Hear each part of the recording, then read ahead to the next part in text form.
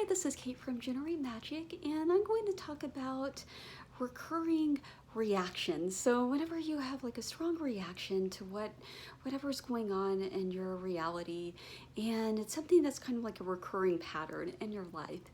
And because if it's just kind of like a one-off thing, there's really no reason to really give it a second thought, right? But if it's something that keeps recurring over and over again, then I think it's important to take a look at it and to stop seeing these things, these occurrences as our enemy, right? But rather to see them as an ally, because they can really provide a lot of important information about assumptions that we're holding on to when it comes to ourselves, when it comes to our desire, and when it comes to the world around us. And so I'm going to use the example of jealousy. Like that's something a lot of us have experienced at some point in our lives. And so perhaps, you're waiting for, you've texted your specific person, and then you're waiting for a response, and hours go by, and then your mind starts going to all the worst case scenarios, like maybe they're with somebody else, maybe they're on another date, maybe they've fallen in love with this other person and they're going to leave you. So all these different scenarios, right, are running through your mind. And so notice, right, how when you're running through those scenarios, it feels very constricted.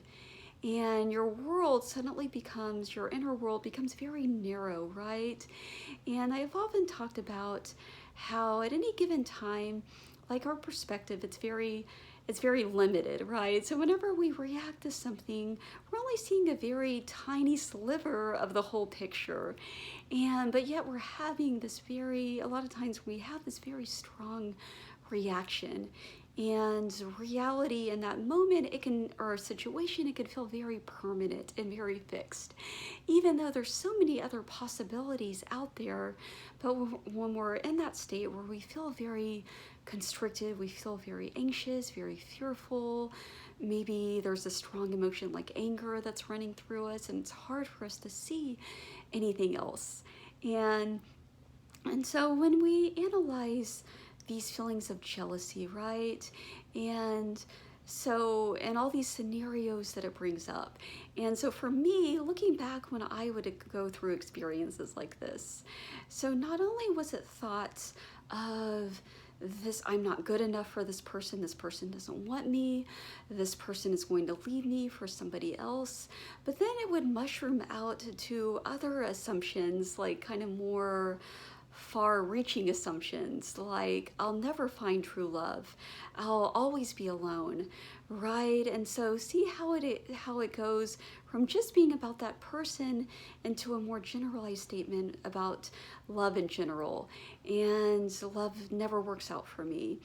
And then this can kind of expand to some assumptions about the world, right? And so, or assumptions about how life works. And so true love doesn't exist can be one of your assumptions, or true love only exists in the movies. And so you see by analyzing these recurring reactions, right, it can reveal so much about dominant assumptions that you're holding about yourself, that you're holding about the object of your desire. And so for example, it could be like, let's say you experience jealousy in your relationships in general, right? And so that could be because of an assumption that men are not to be trusted, or women are not to be trusted. Or like, let's say that it's just with a specific person. And so maybe people in your circle have told you that this person is not to be trusted, or this person is a player. And so you see how it could either be very specific or very general, but the more you kind of look into it, right, the more it can kind of tell you, okay, this is what you have, this is what I have to work with. And so then I would encourage you to write down on a sheet of paper, write down all of these beliefs and assumptions about yourself, about the other person, and just assumptions about the world in general revolving around this specific situation. So in this case, it would be around love or around relationships. And then I would encourage you to take all of these assumptions and to rewrite them into more empowering assumptions, the assumptions that you would like to have, and even do sort of like a rampage on it, right? And so, for instance, if one of the assumptions about yourself is like, I'm unworthy, I'm undesirable, I will never find love, just go on a rampage of how you're the most desirable woman or the most desirable man in the world, right? And even A-list celebrities are duking it out to be with you. and you could just I like to have fun with it and just be kind of ridiculous, because then it gets me out of that constricted state, right? That kind of constricted, fearful, anxious state where everything is just super heavy, super serious, and it just gets me into like a more fun, more playful state. So that can really kind of help you to shift the energy, right? And yeah, and so writing new assumptions about yourself, writing new assumptions about the person. And so this I talk about like in the 180 shift, right? And so I long held an assumption about a specific person that I was seeing, that he would not commit to me. Like, I was just holding this idea in my head that he was just kind of like a non-committal person in general, and that he saw me, he was kind of just holding me, just kind of stringing me along, that he saw me as just being a friend with benefits and nothing else.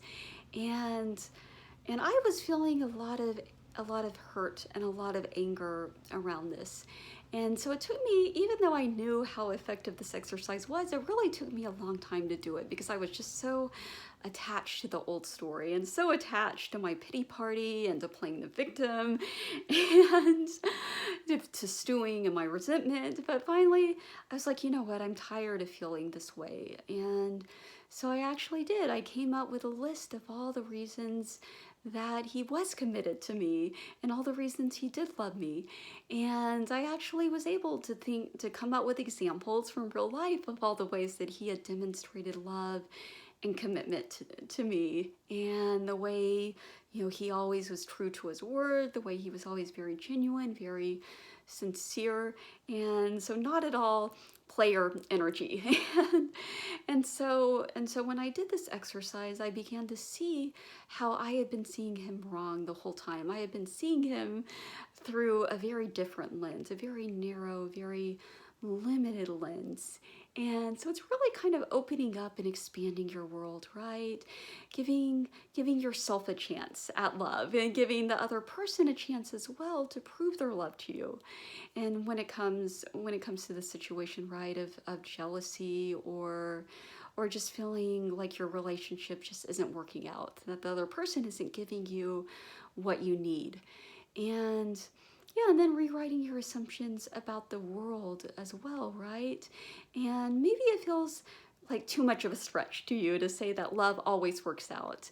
So even just saying that love is possible, and love is possible for me, and a committed, stable, secure, awesome relationship is possible for me, right? So you're expanding, you're opening yourself up to new possibilities. And there's actually a really good resource that I want to recommend. I talk a lot about like books, like reality transurfing and psychocybernetics, but this is actually by another like creator in this community. She goes by Persis, and she has something that's called the Manifestation Blueprint, but it really kind of goes into detail about how to analyze these assumptions when it comes to yourself and the object of your desire, and how to actually not only rewrite empowering new assumptions, but to kind of weave them into a story, into a narrative, because that's kind of how we see the world, right? Is we're always telling ourselves stories about how things are. And so instead, telling yourself a story of how you want things to be, right? And telling yourself a story that really empowers you. And because when you weave it into a narrative, and I'm very much into language, and so I like to use kind of sing-songy phrases and that create this flow, almost kind of like poetic flow that really kind of weaves it into my brain and into my consciousness. And so I can really just feel it like in my whole body, and then it really just kind of sticks with me as well, and it feels just very natural when I say it. And so yeah, so I'll link to the manifestation blueprint as below, because I found it to be very helpful, and so I'm sure you will as well. And so the final point I want to get back to is just this whole idea of feeling expanded versus feeling restricted. And so anytime we feel insecure in our relationships, maybe we have like an illness or some sort of health condition that we're going through. Maybe we're experiencing financial difficulties, like we had an unexpected bill that came up or a job loss. And all of these experiences can cause us to feel very restricted. And when we're in that restricted state, our world starts to become very small, and it squeezes out all the other potential possibilities that are out there, right? And it gets us into this kind of state where we feel almost kind of like frantic, right? Or feel very desperate, and it's very difficult for us to see a way out. And so I would encourage you, when you're feeling in that state, to do something that brings you into a more expanded state. And so that could even be just whatever it is, because you notice, right, that when it comes again to these very strong like emotions, and when if it's something you're experiencing with your relationship, with your health, with your finances, that can become your whole world and your whole point of focus. So to just set it aside for a minute and to do something that gets you into that feeling of expansiveness. So to me, it's taking a walk can help me to feel very expansive,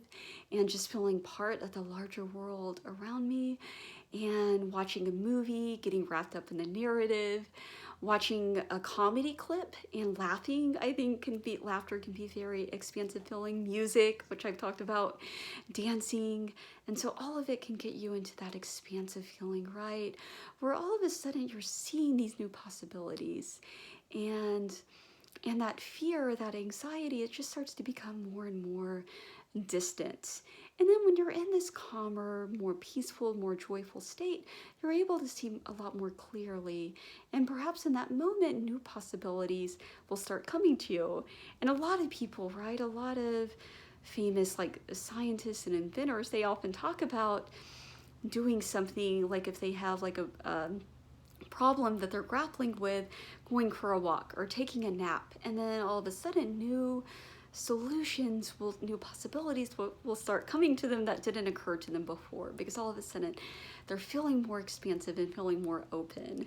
And then if it's something, again, like if it's this recurring situation that you really just want to tackle head on, that's when you can start making the list, and you can start forming your new assumptions and start forming your new story.